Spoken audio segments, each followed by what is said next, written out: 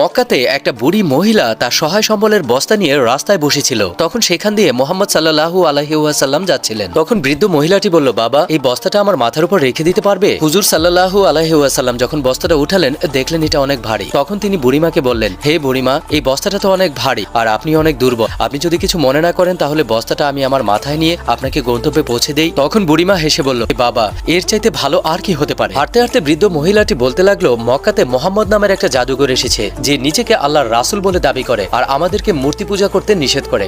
আমি মক্কা ছেড়ে পালিয়ে যাচ্ছি, তুমিও পালিয়ে যাও। কথা বলতে বলতে তারা গন্তব্যে চলে আসে। বুড়িমা জিজ্ঞাসা করলো, হে বাবা, তোমার নাম কি? হুজুর সাল্লাল্লাহু আলাইহি সাল্লাম বললেন, বুড়িমা, আপনি সারা রাস্তায় যার নিন্দা করেছেন আমি সেই আল্লাহর নবী হযরত মুহাম্মদ সাল্লাল্লাহু আলাইহি সাল্লাম। বুড়ি তখন তার নূরের চেহারার দিকে তাকিয়ে বললেন, তুমি কখনো মিথ্যা বলতে পারো না। ভিউয়ার্স, ভিডিওটি আপনাদের কাছে ভালো লাগলে কমেন্টস বক্সে ভালো কিছু লিখে যান।